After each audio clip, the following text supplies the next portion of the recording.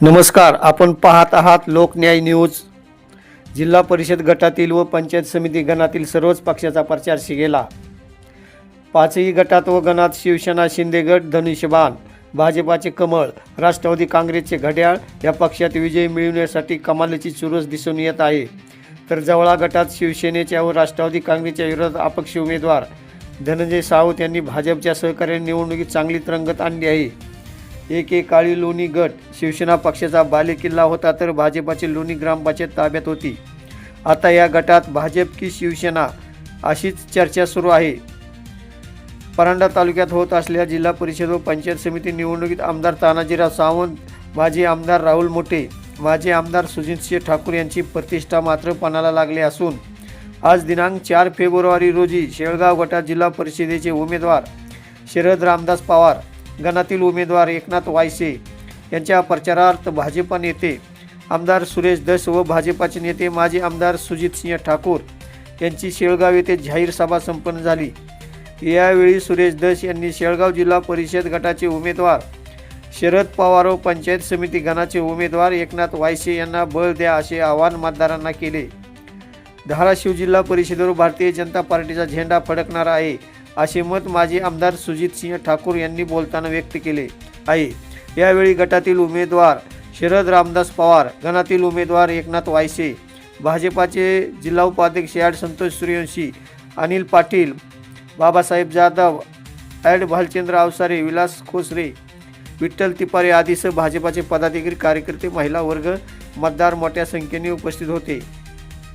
पुढे बोलताना शेळगावच्या कॉर्नर सभेत सुजितसिंह ठाकूर साहेब म्हणाले, या ठिकाणचे प्रस्थापित पुढारी पक्षाशी प्रामाणिक न राहणारे जनतेशी काय प्रामाणिक राहणार असा टोला सुभाषराव मोरे यांचे नाव न घेता लगावला।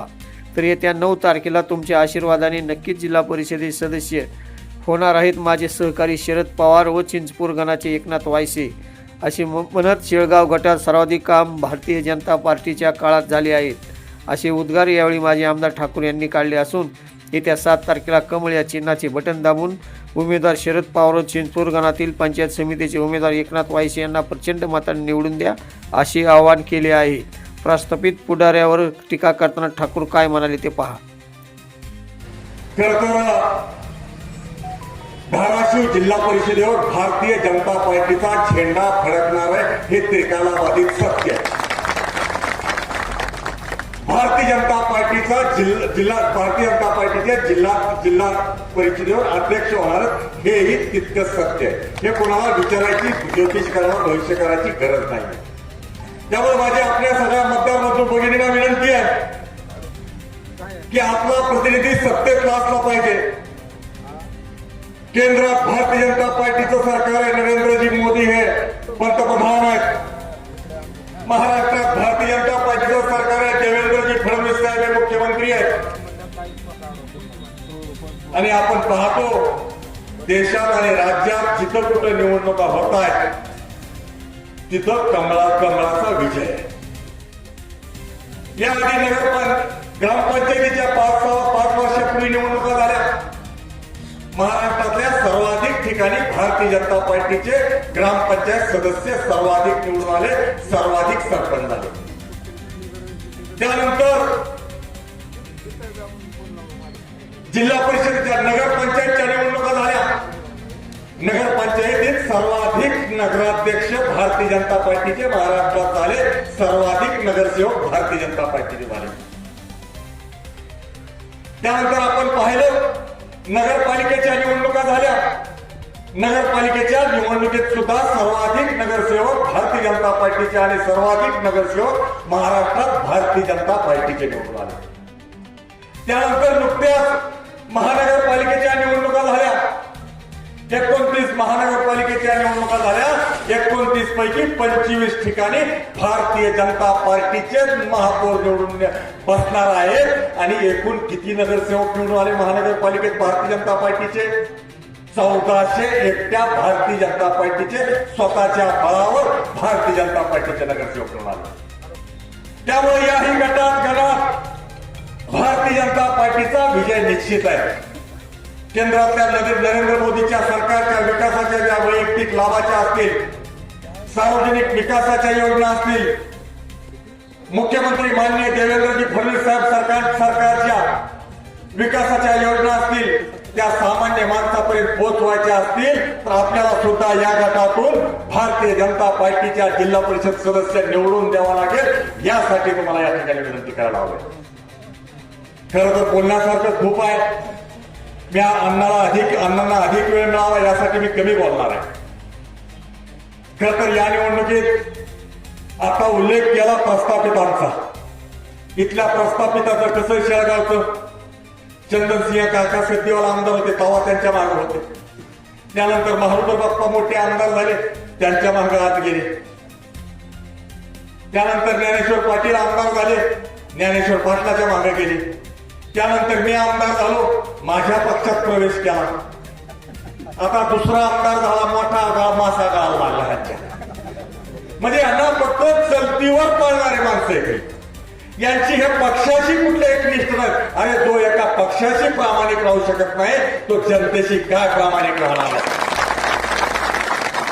आणि खरं तर मी छाती ठोकपणे सांगतो शेळगाव जिल्हा परिषद गटात परांडा तालुक्यात सर्वाधिक विकासाची कामं पुन्हा भारतीय जनता पार्टीच्या माध्यमातून तालुक्यात सर्वाधिक कामं कुठल्या गटात झाले असतील तर शेळगाव जिल्हा परिषद गटात झाली. फक्त आणि फक्त याचं श्रेय कोणाला असेल तर ते फक्त आणि फक्त भारतीय जनता पार्टीला.